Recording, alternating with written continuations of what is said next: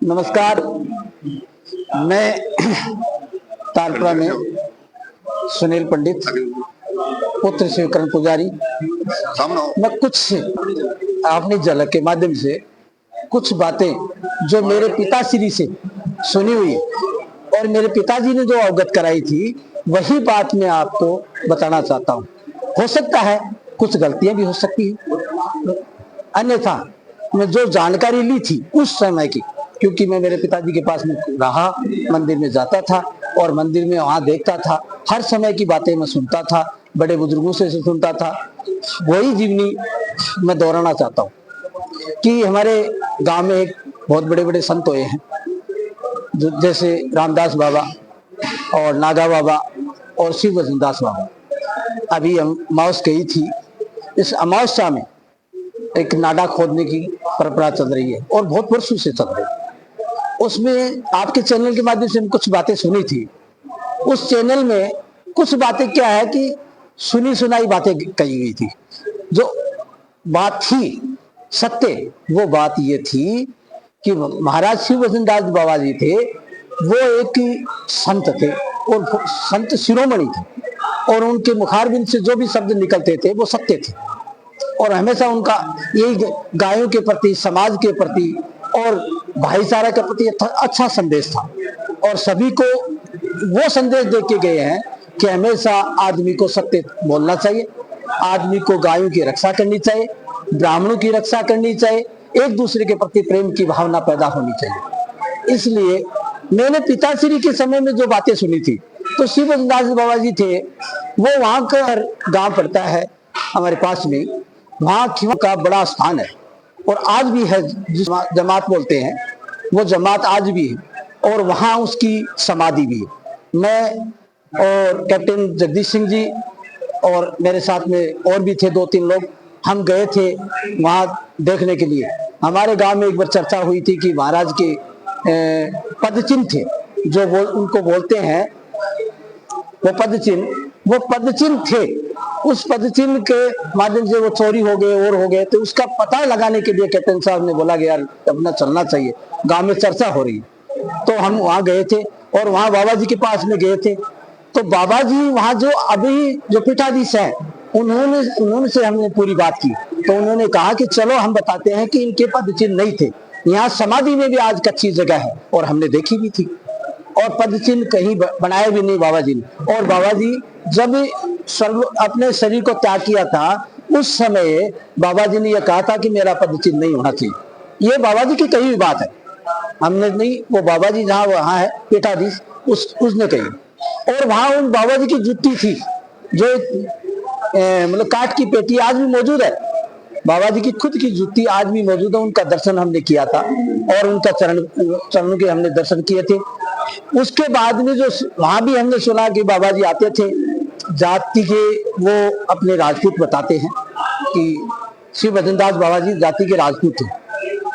तो तारपुरा में जो बाबा जी का स्थान था, जो एक प्राइमरी पुरानी स्कूल होती थी, उस स्कूल में एक जाति और वहां आके वो ठहरते थे। ये नहीं वहां का वो ढूंढा था, कोई और था नहीं, वो 2 दिन के लिए 4 दिन के लिए उनका स्नेह था तारपुरा में और वो स्नेह के प्रति तारपुरा में आते थे और तारपुरा में उसका अच्छा भाव था। बात कही अमावस्या की, जो नाडी की, उस नाडी की बात ये चलती को पुराना समय में मैंने सुना पिताजी से और बुजुर्गों से कि पुराना समय में अपने यहाँ काल बहुत पड़ता था और काल पड़ने के कारण से गायों के प्रति, मनुष्य के प्रति, सबके प्रति अनाज की, फूस की, सबकी व्यवस्था करा। पानी पीने का भी एक जरिया था क्या, बरसात। तो उस समय बहुत बड़ी तकलीफ होती थी।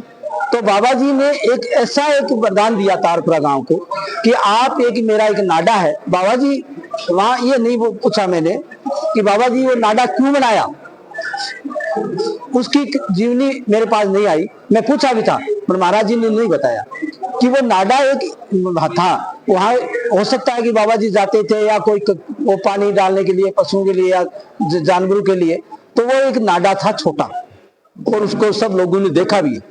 उस नाडे में बाबा जी ने एक वरदान दिया कि इस नाडे को हर अमावस्या को साल में एक बार खोदेगा और 5 परात में निकालेगा, तो इस गांव में अकाल नहीं पड़ेगा और गायों के प्रति कोई चारा और पानी की व्यवस्था पूर्ण रूप से होती रहेगी। जो आज बाबा जी के जो आशीर्वाद से हमारे गांव में आज एक गौशाला भी चल रही है।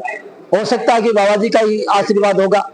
इतनी बड़ी गौशाला है जिसमें आज हम बैठे भी हैं, और गौशाला में ये जो व्यवस्था है ये हो सकता है कि उन संतों की आशीर्वाद होगा। संतों के आशीर्वाद से ये गौशाला चल रही है। इसलिए जो बाबा जी ने दूसरा एक वरदान कहा था कि आप सब मतलब पूरे समाज के लोग सुनो कि अपन को अपनी जो होलिका दहन है, ये होलिका दहन अपन को साए गोदुली वेला में ही करना है। उसमें भद्रा वद्रा कुछ भी नहीं देखना, ताकि आपके गांव में सुख और शांति बनी रहेगी और आपकी मनोकामना पूर्ण होगी। उसके बाद में एक वचन और दिया था उसने कि आप अपनी बच्चियों की शादी गोदुली वेला में ही करना, ताकि अपनी बच्चियों को सुख और शांति मिलेगी और दीर्घायु अखंड सौभाग्य मिलेगा। उनको अखंड सौभाग्य की प्राप्ति होगी, कोई भी बच्चे के विघ्न नहीं होगा। इस तरह के बाबा जी के जो वरदान थे वे मोस्ट थे और अच्छे थे। रही बात नागा बाबा जी की, अब एक चैनल के माध्यम से मैंने सुना कि यहाँ आग नहीं लगेगी। ये रामदास बाबा की कहानी है कि एक बार आग लगती थी, सब कच्चे झोपड़े थे, कच्ची बस्ती थी, मकान पक्के कहाँ थे, किसी के नहीं थे, तो आग लग जाती थी गर्मी में बहुत। तो आग लगने से गांव में बहुत ज्यादा आग लग गई थी। तो गांव के लोग गए, बाबा जी के पैर पकड़े और बाबा जी को बोला, बाबा जी को उपाय करो, नहीं पूरा गांव जल रहा है। तो बाबा जी ने कहा कि अपने कमंडल से जल निकाला और उत्तर दिशा में फेंका और कहा कि आज से आपके गांव में आग नहीं लगेगी। जब से नागा बाबा जी ने रामदास बाबा जी के स्थान से, और आज वो ढूंढा है रामदास और नागा बाबा जी का, आज उसमें वो शक्ति है, यदि उसको देखे ना अंतःकरण से तो वहां जाकर आपको भी कोई भी कामना मांगो आपको मिलेगी और पूर्ण रूप से मिलेगी।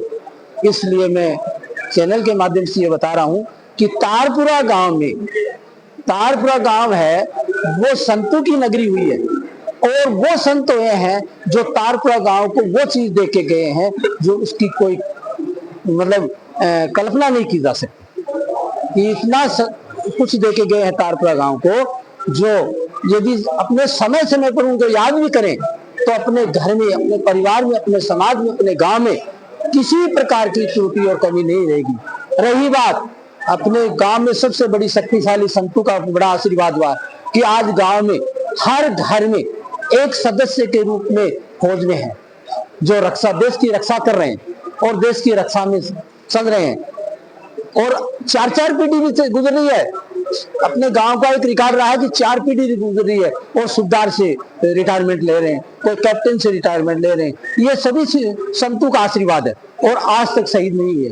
क्यों? कि अपने संतों का आशीर्वाद अच्छा रहा है, और संतों ने जो आशीर्वाद दिया है वो इतना दिया है कि उनको मैं चैनल के माध्यम से सभी को ये कहना चाहता हूं कि अपने संत हैं, उनको जो भी बरसोती आती है या उनका समय आता है तो कम से कम समाज, परिवार और गांव को मिल करके एकजुट होकर के उन संतों को याद करना चाहिए और अपने बच्चों को और अपने परिवार को अवगत कराना चाहिए, ताकि आने वाले समय में उन संतों का आशीर्वाद बरकरार बना रहे और हमेशा अपने संत हैं हमें आशीर्वाद देते रहे। यही मेरी कामना है। धन्यवाद आपके चैनल।